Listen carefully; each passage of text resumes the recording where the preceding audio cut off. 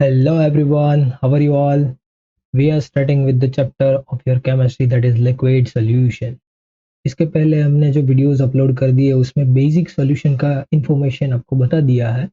अब हम स्टडी करने जा रहे हैं इस चैप्टर का सबसे important topic that is colligative properties. Right, तो what is colligative properties and कितनी प्रॉपर्टीज है जो हमें स्टडी करना है वो सब यहाँ पे हम डिस्कस करने वाले हैं। इस चैप्टर का सबसे वेरी मोस्ट टाइम पे टॉपिक है colligative properties. So let's get started. First of all basic meaning understand करते हैं कि कॉलिगेटिव प्रॉपर्टीज का एक्चुअल में मीनिंग क्या होता है। Right, listen, do you know the meaning of colligative? Colligative actual में one of the Latin word which contain two words. The first one is co and second one is liger. ये दोनों word का combination करके colligative word बनाया गया है। को का मीनिंग होता है लेटिन में टुगेदर एंड लिगर का मीनिंग होता है to bind. So we can say that together binding it is known as one type of colligative property. Okay, so let us recall some topic that we earlier studied. The listen guys, the first topic is हमने ऐसा पढ़ा था कि we have experimentally observed that a non-volatile solute is added to a volatile solvent which is undergoing vaporization. The vapor pressure of solution is decreased. आगे हमने ऐसा पढ़ा था based on Raoult law, याद है कुछ? Yes or no?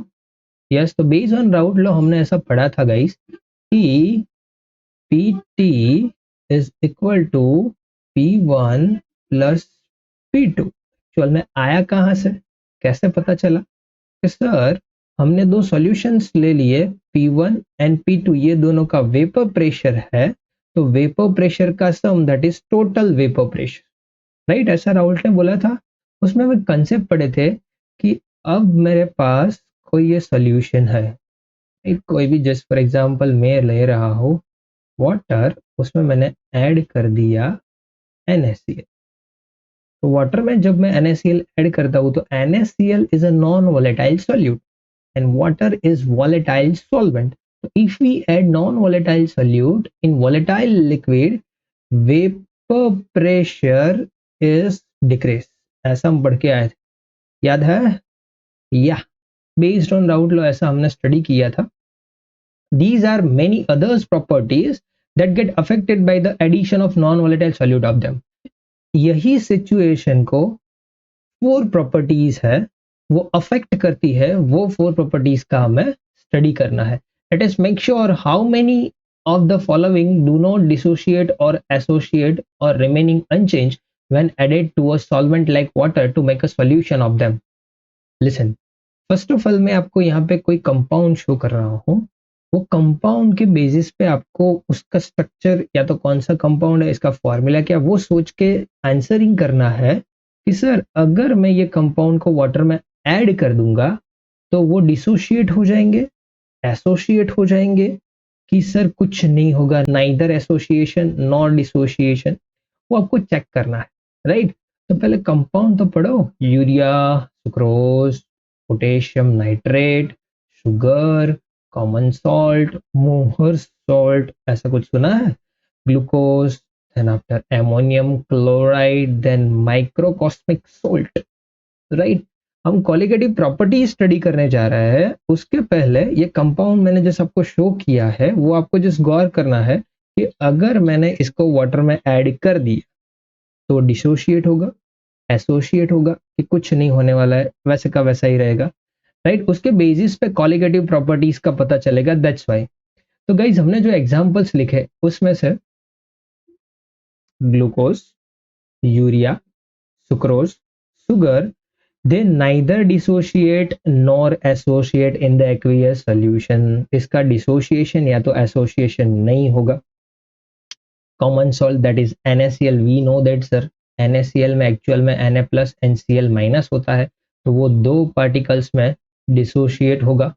Then microcosmic salt, first time word सुन रहे हो क्या? यस सर, तो फॉर्मूला होता है NaNH4 HPO4। अगर इसको डिसोशिएट किया जाए तो we know that Na plus के फॉर्म में होता है, NH4 अगेन प्लस के फॉर्म में, H plus and PO4 3 minus, तो total number of 4 particles dissociate होते हैं। क्लियर हुआ? माइक्रोकॉस्मिक सोल्ट का फॉर्मूला याद रखना पड़ेगा, इट में भी आ सकता है। चलो आगे बढ़े। एमोनियम क्लोराइड, सर ये तो आता है NH4Cl, तो NH4 plus and Cl minus, तो वो 2 पार्टिकल्स में डिसोशिएट होता है। देन मोहर सोल्ट, सर सबसे बड़ा लंबा फॉर्मूला है, NH4 twice SO4 FeSO4.6H2, dissociate करते जाओ। NH4 एक्चुअल में प्लस के फॉर्म में होता है, बट वैसे हमारे पास 2 NH4 प्लस है, SO4 2 minus, then after FeSO4 तो अगेन 2 SO4 2 माइनस है एंड 6H2O, तो टोटल नंबर ऑफ 11 पार्टिकल्स में वो डिसोशिएट होता है, राइट? अब देखो ये क्यों मैंने पढ़ाया, एक और ले लेते हैं, potassium nitrate KNO3 K plus and NO3 minus, total number of dissociate particles are 2। Yes, हमने पढ़ा because of these substances are non volatile. Non volatile का मतलब अब तो पता चल गया होगा, easily not converted into gas. These substance affect many physical properties based on number of particles. Yes sir, कौन से? The properties that are affected by number of particles, ये पार्टिकल डिसोसिएशन एंड एसोसिएशन हुआ ना, उसके अपर dependent quantity, उसके अपर dependent properties, it is known as colligative properties, and these properties are, first one is जिसको आप शॉर्ट में बोल सकते हो RLVP, that is relative lowering of vapor pressure. Second one is depression in freezing point of solvent or solution, you can say that. Third one is elevation of boiling point of solvent and solution, you can say that. And last one is osmotic pressure. तो if we add non volatile solute in volatile solvent, तो ये 4 properties है, वो situation को affect करती है, वो solution के ऊपर कुछ ना कुछ अफेक्शन आता है। These properties are known as colligative properties. तो कॉलिगेटिव प्रॉपर्टीज है वो किसके ऊपर डिपेंड करती है? Number of particles. All these properties depends on the number of solute particles irrespective of their nature and relative to the total number of particles present in the solution. That means what? ऐसी properties जो only number of solute particle के ऊपर dependent है, वो solute particle आपने कौन सा लिया है इससे कोई मतलब नहीं है। फिर से एक बार और, just for example मैंने सुक्रोज लिया and NaCl लिया, तो हमने एग्जाम्पल में देखा कि सुक्रोज है वो डिसोशिएट या एसोशिएट नहीं होगा, यस और नो? Yes sir. NaCl लिया तो NaCl 2 पार्टिकल में डिसोशिएट होगा, तो जो पार्टिकल में डिसोशिएट हुआ है वो सॉल्यूट है, यस। तो वो सॉल्यूट के number of atoms, ion, molecules या पार्टिकल्स के ऊपर dependent quantity, it is known as colligative properties. समझ में आया? जो only number of solute particle के ऊपर डिपेंड करती है, उसका नेचर कौन सा है, उसके साथ उसको कोई लेना देना नहीं है। NaCl and KCl both are different substances, but properties depends on 2, that means number of particles. So these properties, physical and chemical of aqueous solution of different solute, depends generally on the chemical nature including the structure of solute, but the some properties of dilute solution, point यहाँ पे है guys, गौर करना, the properties of dilute solution depends on the number of particles, we can say that ion or molecule or the mole fraction of the solute in a given solution, but not on chemical nature of solute. उसका nature कैसा है इसके ऊपर dependent नहीं है। These properties are known as colligative properties. That means short में लिखना है तो sir, the properties of dilute solution which depends on the number of particles, किसके ऊपर डिपेंड करती है? कितने नंबर ऑफ पार्टिकल डिसोशिएट और एसोसिएट है उसके ऊपर ही डिपेंड करती है। कौन से टाइप का लिया उसके साथ इसको कोई लेना देना नहीं है। This type of properties are known as colligative properties. The simple conclusion is what? The properties which depends on number of particles of solute, it is known as colligative properties. तो colligative properties are, first one is, हमने पहले भी पढ़ा था, relative lowering of vapor pressure. Second one is elevation in boiling point of solution or solvent, you can say that. Third one is depression in freezing point of solution, denoted as a delta TF, इसको हम denote करते हैं delta TB से. And fourth one is osmotic pressure, denoted as a pi. Clear हुआ? Colligative property means what, वो clear हुआ आपके mind में? पक्का? अब वन बाय वन ये प्रॉपर्टीज हमें स्टडी करनी है. Let's start with the first property, that is relative lowering of vapour pressure. Simply हम बोलते हैं RLVP. So relative lowering of vapor pressure means what? अब समझना. If a non-volatile solute is added to a pure solvent, then the vapor pressure of solution is decreased. वो it may be आप पहले भी पढ़ के आए होंगे कि just for example हमने यहाँ पे एक बीकर लिया है और बीकर में मैंने यहाँ पे ओनली वाटर लिया है. दैट मीन्स वो हमारे लिए क्या हुआ? Pure solvent, right. और मैंने दूसरा बीकर में यहाँ पे वाटर ही है, ये H2O, एंड देन आफ्टर उसमें मैंने ऐड कर दिया कोई नॉन वोलेटाइल, ये कोई नॉन वोलेटाइल सॉल्यूट, राइट. तो हमारे लिए ये बन गया पूरा सॉल्यूशन और ये है हमारे पास प्योर सॉल्वेंट. अब ये दोनों के वेपर प्रेशर की आप कंपैरिजन करो. अगर हमने यहाँ से बर्न करना स्टार्ट कर दिया, पिस्टन यहाँ से क्लोज है, सेम वे इसको भी हम बर्न कर रहे हैं, तो पिस्टन यहाँ से क्लोज है, तो वेपर प्रेशर किसका ज़्यादा आएगा? वो आप पढ़ के आए हो, है ना? वेपर प्रेशर किसका ज़्यादा आया? अगर नहीं पढ़ा है तो सुन लो. मैंने यहाँ से बर्न किया तो ओनली वाटर पार्टिकल्स है, तो वाटर पार्टिकल्स है वो इजीली यहाँ से एस्केपिंग हो सकते हैं. दैट मीन्स यहाँ पे वाटर की वेपर मिलेगी, सभी जो पार्टिकल होंगे वो किसके होंगे? Only and only vapour. Yes, but किसकी? वाटर की ओनली. बट अगर मैं इस सॉल्यूशन की बात करूँ तो यहाँ पे सॉल्यूट पार्टिकल जो है वो वाटर के पार्टिकल को वेपर में कन्वर्ट होने से रेजिस्ट करेंगे. यस और नो? यस, ये नॉन वोलेटाइल है, ये इजीली कन्वर्ट नहीं होने वाले हैं. दैट्स व्हाई वाटर के पार्टिकल जो वेपर में कन्वर्ट हो रहे हैं उसको वो क्या करेंगे? रेजिस्ट करेंगे. दैट्स व्हाई अगर ये दोनों की कंपैरिजन करें तो vapour pressure of pure solvent is higher than vapour pressure of solution. समझ में आया कंसेप्ट? यस. तो देखो, if we add non volatile solute को हमने ऐड कर दिया, is added to a pure solvent, then vapor pressure of solution is decreases as compared to pure solvent. The vapor pressure of solution is less than the vapor pressure of pure solvent. Yes, this is called lowering in vapor pressure. जो solution का vapor pressure decrease होता है, it is known as lowering in vapor pressure.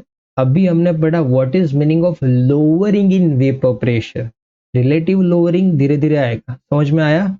देखो, अगर मैं pure solvent ले लूं और उसके वेपर प्रेशर को मैंने बोल दिया P10 और ये सॉल्यूशन का वेपर प्रेशर है, इसको मैंने बोल दिया P1, तो अगर मैं ऐसा बोलूं कि ये कितना वेपर प्रेशर लोअर होगा, जस्ट फॉर एग्जांपल इसकी वैल्यू हम ले लेते हैं. P10 की वैल्यू है सर 25 प्रेशर है ना सर, तो इसको रखते हैं बार में, और इससे ये कम आएगा, just for example 10 bar.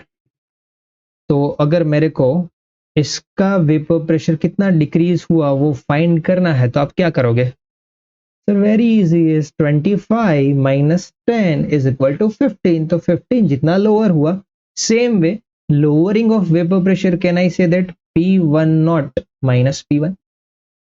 Yes or no? Yes sir. So आगे बढ़ो. When P10 is the vapor pressure of pure solvent and P1 is the vapor pressure of solution. So lowering of vapor pressure, that means what? इसको हम denote करते हैं delta P से. किससे denote करना है? Delta P is equal to P10 minus P1. We can say that. Yes sir. So the Raoult law established that the lowering of vapor pressure depends on only in concentration of solute particles. जिस for example यहाँ मैंने solute particle धीरे धीरे धीरे धीरे धीरे increase करने start कर दिए, more amount of solute particle add करना स्टार्ट कर दिया, तो वेपर प्रेशर ज्यादा लोअर होगा. यस और no? Yes. So according to Raoult ने एस्टेब्लिश किया कि the lowering of vapour pressure depends on the concentration of solute particle के कंसंट्रेशन बढ़ा दिया, वेपर प्रेशर ज्यादा कम होगा, and is independent of their identity. कौन सा लिया है इससे कोई मतलब नहीं है. So we can say that कि अगर ये सॉल्यूशन का वेपर प्रेशर है तो किसके ऊपर डिपेंड करता है, तो वो डिपेंड करता है mole fraction of solute particle into pure solvent के वेपर प्रेशर पे. लिसन गाइस, एक्चुअल में आया कहां से तो समझो आप. अगर राउल्ट का पहला लॉ आपको पता है तो Pt is equal to P1 plus P2 होता है. Yes sir. Okay. P1 is equal to what? P1 naught into x1 we can say that, plus P2 is equal to what? P2 naught into x2. इसमें कोई दिक्कत? No sir. अब देखो वहां पे हमारे पास दो लिक्विड थे, बोथ आर वॉलेटाइल. यस और नो? अब यहां हमारे पास एक आ गया है नॉन वॉलेटाइल. यस और नो? तो नॉन वॉलेटाइल के बेसिस पे वेपर प्रेशर जनरेट होगा? नहीं सर. तो इसको हमने उड़ा दिया. दैट मीन्स इसका कोई टर्म्स का मतलब ही नहीं हो रहा है ना, क्योंकि ये तो वेपर प्रेशर जनरेट नहीं करने वाला. तो ओनली बचा क्या? ओनली बचा sir Pt is equal to P1. P1 is equal to what? P1 naught into x1. तो यहाँ पे मैं लिख सकता हूँ P1 is equal to P1 naught into x1 which is only and only for solvent, क्योंकि जो वेपर में कन्वर्ट होगा वो कौन होने वाला है? सॉल्वेंट. बट वो डिपेंड किसके ऊपर करता है? डिपेंड करता है किसके ऊपर? नंबर ऑफ सॉल्यूट पार्टिकल के ऊपर. वो हम बाद में प्रूव करेंगे, बट यहां तक पता चला? पक्का? आगे बढ़े. Okay. Establish a relation between vapour pressure of the solution P1 and the mole fraction x1, the vapour pressure of pure solvent that is P1 naught. That means यहाँ पे जो मैंने लिखा है इक्वेशन के बेसिस पे, यहाँ पे हमारा P1 जो है वो है vapour pressure of solution, x1 is the mole fraction and the P1 naught is the vapor pressure of pure solvent. पक्का? आगे बढ़े. Now listen. So establish a relationship between the vapor pressure of the solution P1, mole fraction x1, and the pure solvent vapor pressure P1 naught. The lowering of vapor pressure is what? अभी हमने पढ़ा था delta P1 is equal to P1 naught minus P1. अभी हमने ये question लिखा था. सो यहाँ पे मैं P1 की जगह पे क्या पुट कर सकता हूँ? P1 naught into x1. Yes और नो? यस. तो सर अगर मैंने P1 नॉट को बाहर निकाल दिया, कॉमन ले लिया, दैट मीन्स 1 माइनस x1 हो जाएगा. तो lowering of vapour pressure is depends on only solute particles. Why? Because sir 1 minus x1 is equal to x2. इसमें कोई दिक्कत नहीं sir. So now what is meaning of actual meaning of lowering of vapour pressure? तो actual meaning of lowering of vapour pressure हमारे पास equation ये आया था delta P1 is equal to x2 into P1 naught. देखो तो आगे का इक्वेशन यही आया था. Yes of course sir. अगर इसको मैं डिनोमिनेटर में ले गया तो ये क्या देगा मेरे को? Delta P1 divided by P1 naught is equal to x2. तो जो एक्चुअल ये टर्म आई क्या? Delta P1 divided by P1 naught, it is known as relative lowering of vapour pressure. Relative का मतलब क्या होता है एक्चुअल में? रिलेटिव का मतलब होता है कि प्योर सॉल्वेंट के साथ हमने रिलेट किया सॉल्यूशन को, देन आफ्टर हमें पता चला कि वेपर प्रेशर है वो डिक्रीज होता है. राइट. सो मैंने यहाँ पे इक्वेशन के बेसिस पे तो लिख दिया, बट अगर मैं इसको स्प्लिट करूँ तो ये क्या देखा? देखो तो delta P1 is equal to what हमारे लिए? Delta P1 is equal to P1 naught minus P1 and divided by P1 naught, that is your RLVP, relative lowering of vapour pressure. Clear? Okay. is known as RLVP. The ratio of the lowering of vapor pressure, that is delta P1, to the vapor pressure of pure solvent, that is P1 naught, it is known as RLVP. तो हमारे पास equation आ गया, delta P1 divided by P1 naught is equal to x2. x2 क्या है? Mole fraction of solute. मैंने पहले ही बोला था ना, कितना लोअर होगा किसके ऊपर डिपेंड करता है? नंबर ऑफ सॉल्यूट पार्टिकल के ऊपर. तो यहाँ पे देखो, सॉल्यूट पार्टिकल के बेस पे क्वांटिटी आ गई, that is mole fraction. Yes और नो? यस. तो P1 नॉट माइनस P1, इसको स्प्लिट कर दिया only, is equal to x2. Yes. In the solution containing several non-volatile solute, the lowering of vapor pressure depends upon the sum of the mole fraction of different solute. तो इसका vapour pressure कितना lower होगा वो किसके ऊपर depend करता है? तो कैसे डिपेंड करता है? मोल फ्रैक्शन ऑफ सॉल्यूट के पार्टिकल के ऊपर. बट फाइंड कैसे करोगे? तो आपको करना है only and only sum of the mole fraction of different solute. यहाँ पे मोल फ्रैक्शन ओनली जो कंपाउंड 1 प्रेजेंट है उसका ही लिया है. अगर इससे ज्यादा प्रेजेंट है तो मोल फ्रैक्शन के सम करते जाओ. क्लियर हुआ? Yes sir. आगे बढ़ो. तो इक्वेशन हमारे पास ये है सर. तो from the above equation one can state another way of expressing Raoult law. We can say that different terms में, the relative lowering of vapour pressure of solution is equal to the mole fraction of solute in the solution. देखो हमारे पास equation में is equal to क्या हो गया है? So can I say that RLVP is equal to x2, relative lowering of vapor pressure of the solution is equal to the mole fraction of solute in the solution. Yes, okay. So here x2 is equal to what? We know that sir, n2 divided by n1 plus n2. n2 क्या है? moles of solute. n1 क्या है? moles of solvent. हमारे लिए 1 is equal to यहाँ पे solvent है. हाँ, इसमें लोचा मत लगाना. एंड 2 इज इक्वल टू हमारे पास सॉल्यूट है, राइट? ओके. सो यहाँ पे मैंने x2 की जगह पे पुट कर दिया इक्वेशन, तो वो देगा n2 divided by n2 plus n1. Okay. For dilute solution, yes, ये one of the case of this Raoult law कि sir solution very very dilute है. इसका मतलब क्या हुआ? सॉल्यूट के जो पार्टिकल है वो वेरी वेरी लो है, उसका कंसेंट्रेशन वेरी वेरी लो है. तो मैं ये केस ले सकता हूँ कि सर n2 की वैल्यू वेरी वेरी स्मॉल है एज कंपेयर टू n1. तो ये जो डिनोमिनेटर में क्वांटिटी है ना n2 प्लस n1 वाली, उसमें से मैं n2 को निग्लेक्ट कर सकता हूँ क्योंकि उसका अमाउंट वेरी वेरी स्मॉल है. तो n2 in the denominator can be neglected, then p1 naught minus p1 divided by p1 naught is equal to n2 divided by n1. Here n2 moles of solute, W2 weight of solute. Sir ये तो आता है ना, n2 is equal to W2 divided by molecular weight of 2. Yes or no? Same way n1 is equal to W1 divided by molecular weight of 1. n1 हमारे लिए क्या है? Again solvent.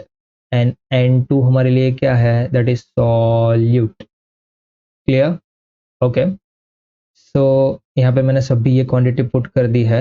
Last में इक्वेशन बनता है, तो हमारे पास आता है P1 naught minus P1 divided by P1 naught is equal to n2 divided by n1.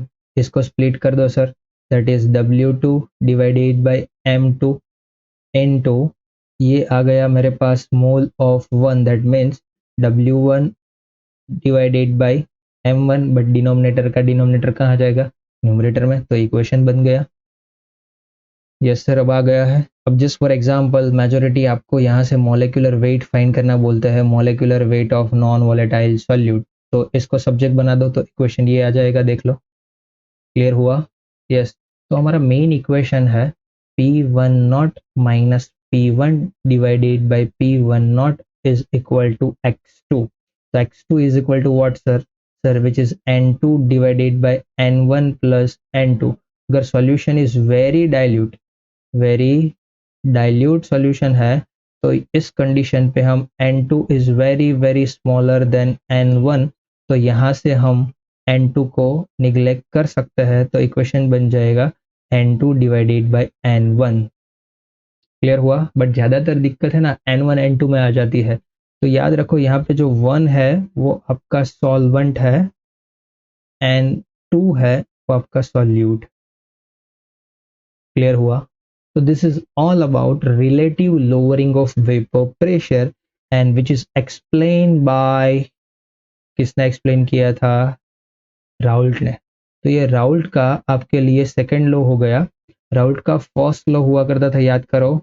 Raoult का जो फर्स्ट लॉ था वो क्या था पता है?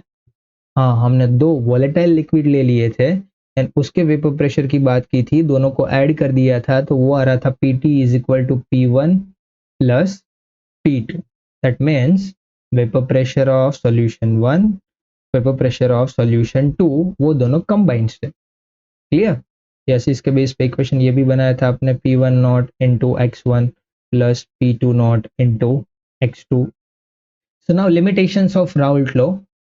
So Raoult law is applicable to only and only dilute solution, right? क्योंकि अभी तक हम बोलते आ रहे थे ना, मैंने स्टार्टिंग में ही बोला था main point is dilute solution, so which is applicable only for dilute solution. Second one is for non volatile solute. अगर non volatile नहीं है तो वेपर प्रेशर में चेंज आ सकता है। The solute does not undergoes any change in its molecular state. ये कब apply कर सकते हो आप? कि जब आपने सॉल्यूट को ऐड कर दिया तो उसका जो मॉलिक्यूलर स्टेट है उसमें चेंज नहीं होना चाहिए। वो कैसे? That means what? कि वो सर आगे जाके सॉल्यूशन में जाके डिसोशिएट या तो एसोशिएट नहीं होना चाहिए या तो उसका आयोनाइजेशन नहीं होना चाहिए, तब भी आप यूज कर सकते हो।